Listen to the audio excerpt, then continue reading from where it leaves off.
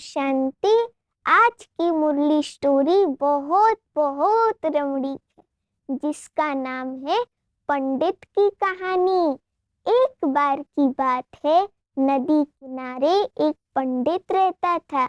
वो इतना ज्ञानी था कि सारी गली के पंडित उससे राय सलाह लेने आते थे, और वो गली के पंडित उस नदी किनारे रहने वाले पंडित पर आदर की वर्षा करते थे। आपको पता है दूसरे किनारे क्या था?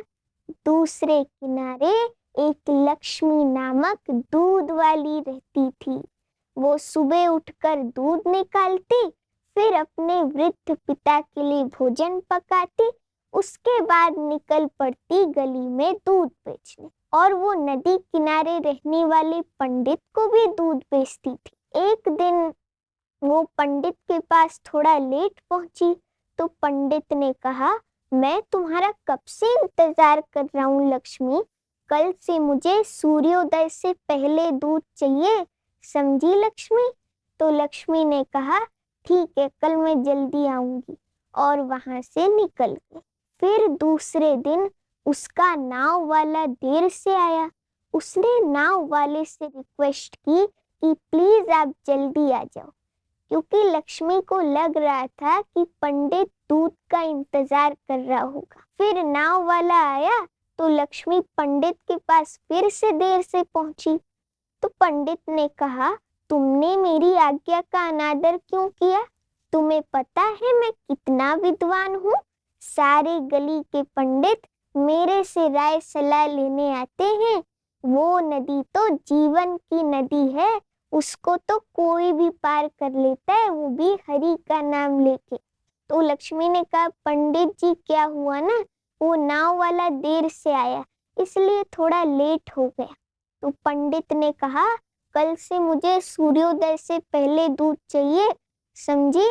तो लक्ष्मी वहां से पंडित के शब्दों को गहराई से लेके निकल गई, और मन ही मन सोचने लगी कि पंडित जी ने मुझे पहले क्यों नहीं बताया, नहीं तो मैं पहले ही कर लेती। फिर दूसरे दिन लक्ष्मी सूर्योदय से पहले पंडित के घर पहुंच गई। तो पंडित ने कहा, तुम आज इतना सुबह कैसे पहुंची? तो लक्ष्मी ने कहा, आप ही ने तो मुझे बताया था कि वो नदी जीवन की नदी है, उसमें कोई भी हरि का नाम लेके पार कर लेता है, तो मैंने वैसे ही किया।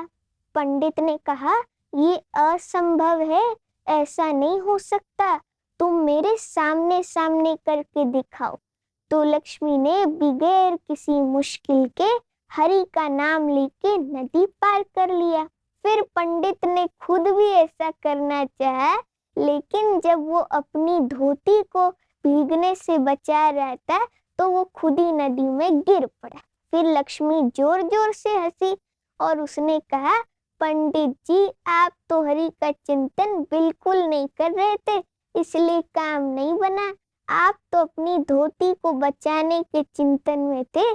तो पंडित ने लक्ष्मी की सच्ची भक्ति को बहुत गहराई से लिया, और मन ही मन सोचा कि उसके ख्याली ज्ञान से लक्ष्मी की सच्ची भक्ति ज्यादा शक्तिशाली है, और उसने सच्चाई से लक्ष्मी को वरदान दिया। उस दिन से कभी भी पंडित ने लक्ष्मी को नहीं डांटा। तो इस स्टोरी का आध्यात्मिक भाव है, शिव पिता परमात्मा पंडित उन लोगों को कहते हैं जो केवल ईश्वरीय ज्ञान को दोहराते हैं लेकिन जीवन में नहीं अपनाते। हमें पंडित की तरह नहीं होना चाहिए, हमें ज्ञान को जीवन में अपनाना चाहिए, तो हमारे शब्दों का असर दूसरी आत्मा पर ज्यादा शक्तिशाली रीति से होता है। कथनी और करनी में फर्क नहीं होना चाहिए, कथनी और करनी हमेशा एक होनी चाहिए। अच्छा, ओम शांति।